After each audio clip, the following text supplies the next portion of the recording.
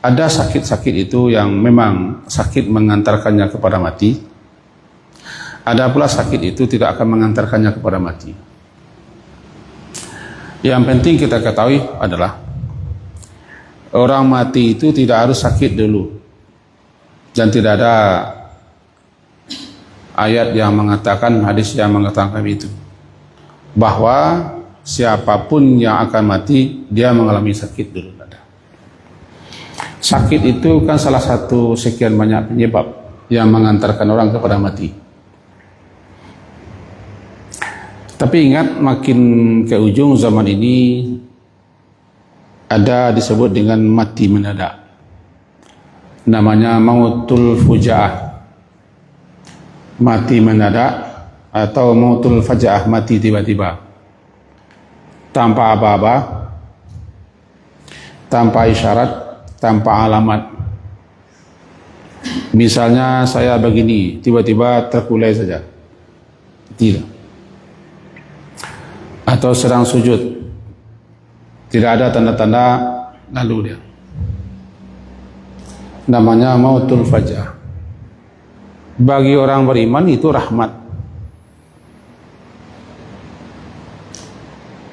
dan bagi orang beriman itu hasanah, kebaikan. Kenapa?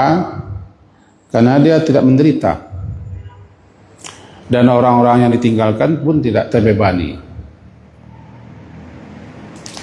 Sebab orang-orang beriman itu dia telah punya persiapan dan kesiapan.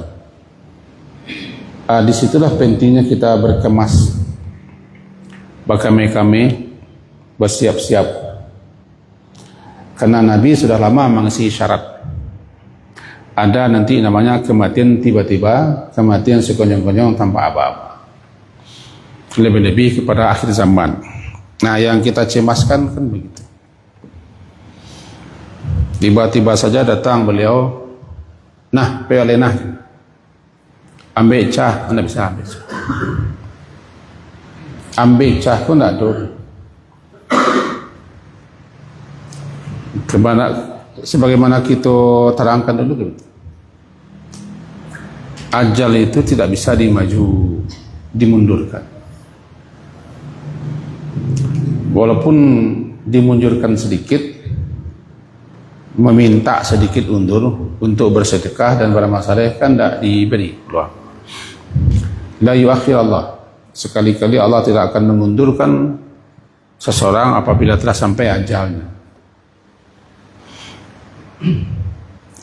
Dan bagi orang yang tidak beriman atau para durjana, para pedosa, mati tiba-tiba, mati mendadak itu baginya adalah suatu pendahuluan. Kenapa tiba-tiba mendadak dia mati, dia tidak sempat berkemas, tidak sempat mempersiapkan segala satunya. Baginya itulah siksa awal sebelum datang siksaan berikutnya.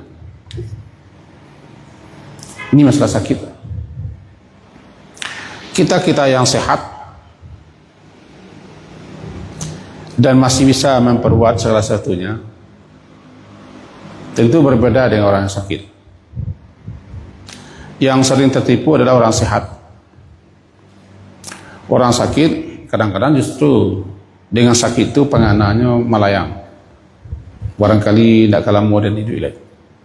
Tapi jarang orang sehat mengatakan barangkali besok ada mati, kalau tidak ada, karena dia tertipu dengan kesehatannya. Dipesankan ya sehatmu sebelum datang sakitmu.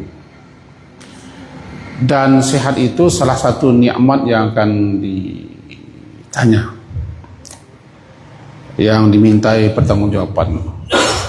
Secara umum semua kita kok ada sampai hal yang akan ditanya. Pertama, umur, an umrihi. Yang kedua, tentang an jasadi, tentang tubuh dan jasad. Yang ketiga, tentang ilmu apa yang dipelajari, dituntut. Kenapa ilmu itu dulu dituntut? Kenapa ini disampingkan? Ditanya. Apakah ilmu itu ada diamalkan atau tidak? Dan ini termasuk berat. Terutama orang yang menomorsatukan ilmu dunia dan tidak ada waktunya untuk mempelajari syariat agamanya. Dia berbangga dengan ilmunya, tapi hal-hal setentangan keadaan dunia. Dia tidak punya ilmu tentang setelah mati ini apa.